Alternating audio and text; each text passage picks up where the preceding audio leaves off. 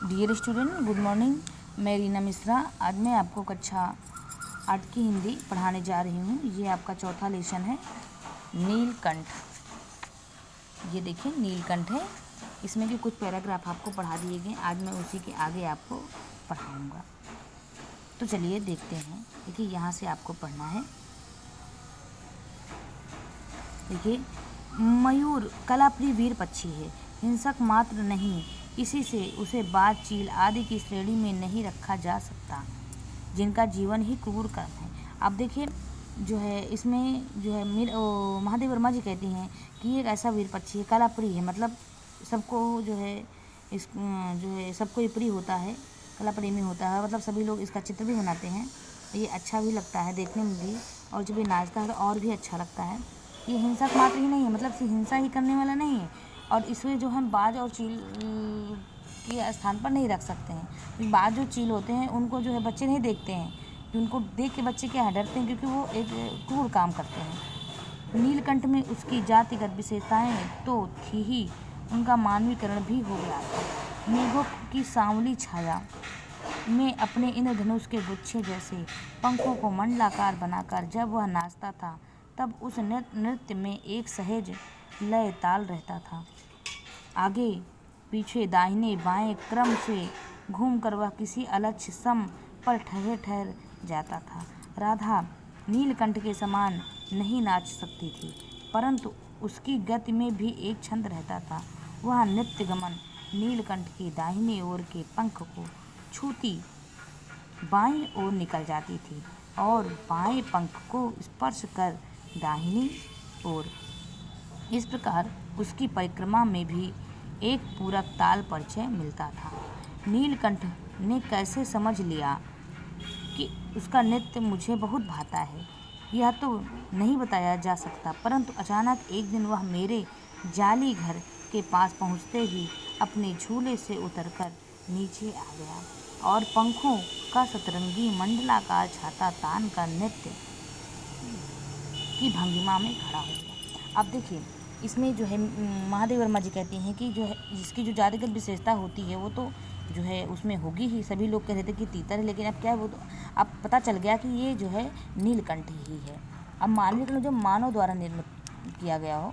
मेघों की जो सांवली छाया, मतलब जब भी आकाश में, जैसे ही आकाश में जो है सांवली छाया छाती है, मतलब मेघ ही जैसे मंडराने लगते हैं, वैसे ही इंद्रधनुष के जो गुच्छे, मतलब जो इंद्रधनुष के समान जो है उसके पंखों में जो गुच्छे लगे हुए हैं, जो है पर हैं, जो पंख हैं, जैसे ही वो बादल देखता है मोर, वैसे ही जो अपने पंख फैला करके नाचना स्टार्ट कर देते हैं मंडलाकार में गोल गोल करके, और ऐसा लगता है कि कोई लय और ताल है उसमें, और जो है कभी दाएं से बाएं और क्रम में इसी प्रकार जो है घूमता रहता है, ठहर करके, रुक करके। देखिए राधा भी जो तो क्या थी, वो भी मतलब मोरनी ही थी, लेकिन उतनी उसमें जो है उत्तेजना नहीं थी, मतलब उतनी वो चंचल नहीं थी जितना जो है मोर रहता है। और लेकिन क्या है, वो उसकी छाया रहती है, तो क्या है वो नृत्य में मगन उतना जो है नहीं रहती है। वो जो है वह नृत्य में मगन सिर्फ नीलकंठ की दाहिनी ओर। जब नीलकंठ नाचने लगता है तो कभी दाएं से बाईं उसके पंख को छूती हुई निकलती हैं, और कभी बाएं से दाएं ओर उसकी पंख को छू करके निकलती। इस प्रकार जो है उनका दोनों का राग जो परिचय चलता रहता है, ताल चलता रहता है। दोनों जो है खुशनुमा उस जो है मौसम का आनंद लेते रहते हैं। अब जो है महादेव वर्मा जी कहती हैं कि ऐसा पता नहीं कैसे उसको पता चल गया कि मुझे जो है उसका नृत्य बहुत अच्छा लगता है, उसका नाचना मुझे बहुत भाता है। अब पता नहीं, मैंने उसे बताया भी नहीं था। अचानक एक दिन क्या हुआ कि जब मैं जाली के पास पहुंचते ही, जैसे मैं आई घर में प्रवेश किया, वैसे ही उसने क्या किया, झूले से उतर करके अपने पंख को मंडलाकार, मतलब गोल गोल जो है फैला लिया। सतरंगी जो उसके जो पंख हैं, आप लोगों ने देखा होगा मोर का पंख कैसा होता है ना, कितना अच्छा लगता है देखने में। तो वही जो है उसी पंख को फैला लेता है, और जो है उसी अब नाचने के उसमें अवस्था में जो है खड़ा हो गया। तब से वह नृत्य भंगिमा नृत्य का क्रम अब देखिए, अब उसका जो है एक क्रम बन गया, मतलब डेली जो जैसे वो मुझे देखता वैसे ही वो नाचने लगता। उसको ये लगता था कि मैं बहुत खुश हो जाऊंगी उसको देख करके।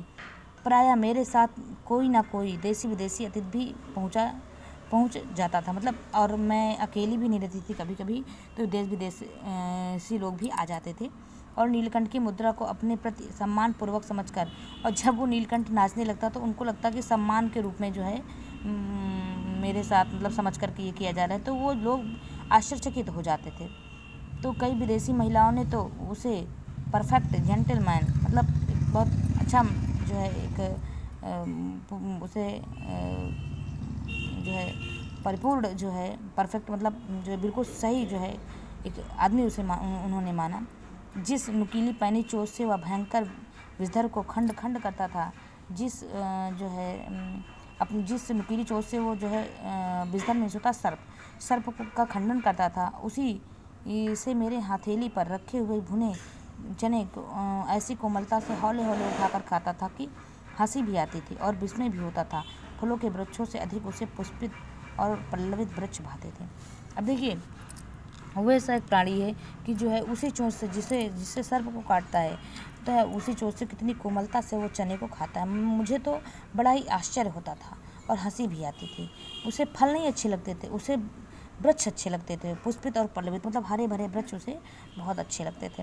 बसंत में जब आम की वृक्ष सुनहली मंजरियों से लग जाते थे, बसंत में के आते ही जब वृक्ष आम के वृक्ष में क्या है बौरें जब लग जाती हैं, अशोक नए लाल पल्लवों से ढक जाता था और अशोक का पेड़ जो है अपने लाल पत्तियों से जो फूलों से जो है जो ढक जाता था, मतलब उसमें हरियाली आ जाती थी।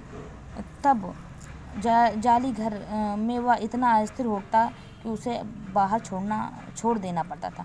मतलब उसको देख करके वो बिल्कुल उसमें में परेशान हो जाता था। मतलब ऐसा उसका जो मन था वो स्थिर नहीं रहता था, मतलब उसका जो मन उतावला होता था उस बागों में जाने के लिए, घूमने के लिए। तो मैं क्या करती, उसको बाहर छोड़ देती। नीलकंठ और राधा की सबसे प्रिय ऋतु जो है वर्षा थी। मेघ के उमड़ आने से पहले ही वे हवा में उसकी सजल आहट पा लेते थे। जो है नीलकंठ और राधा को वर्षा ऋतु बहुत पसंद थी। जैसे ही मेघ उमड़ने लगते वो उनकी आहट से ही जान जाते थे कि अब बारिश होने वाली है, और तब उनकी मंद केका की गूंज अनगूंज तीव्र से तीव्रतर होती हुई मानो बूंदों के उतरने के लिए सोपान पंक्ति बनने लगती थी। अब क्या, जैसे ही वो बादल घेरने लगते थे वैसे ही वो जो है कूकने लगते थे, कभी तेज कभी धीरे धीरे धीरे करके और अधिक तेज से बोलने लगते थे। इससे लगता था कि अब बूंदें जो है उतरने ही वाली हैं इस धरती पर। मेघ के गर्जन के ताल पर ही उसके तन में नृत्य का आरंभ होता। मतलब ऐसा लगता था कि जितनी तेज बारिश होगी उतने ही तेज जो है मोर अब नाचने वाले हैं। और फिर मेघ उतना अधिक गरजता, बिजली जितनी अधिक चमकती, बूंदों के रिमझिमाहट जितनी तीव्र होती जाती, नीलकंठ के नृत्य का वेग भी उतना अधिक बढ़ता जाता और उसकी केका का स्वर उतना ही मंद से मंदतर होता जाता। वर्षा के थम जाने पर वह दाहिने पंजे पर दाहिने पंख और बाएं पंख फैलाकर सुखाता। कभी कभी वे दोनों एक दूसरे के पंखों से टपकने वाली बूंदों की चोंच से पी कर पंखों का गीलापन दूर करते थे। जैसे ही मेघ गरजता वो उसी में बिजली जितनी तेज चमकती उतनी तेज वो नाचते थे, और जो है उतनी ही वेग उनमें हो जाती थी और उतनी ही तेज वो स्वर भी करते थे, कभी मंद कभी बहुत थोड़ा सा तेज करते थे। और जैसे ही बारिश थम जाने के बाद वो क्या करते, अपने पंखों को कभी दाहिने पंजे पर और कभी बाएं पंजे पर फैला करके सुखाते भी थे, और एक दूसरे के पंखों के टपकने वाले बूंदों को अपनी चोंच में पी करके अपने पंख को सुखाते हैं, गीलापन जो है दूर करते हैं। इस प्रकार बेटा ये पैराग्राफ समाप्त हो गया। अगले पैराग्राफ में आपको जो है अगले वीडियो में मैं आपको अगला पैराग्राफ पढ़ाऊँगी।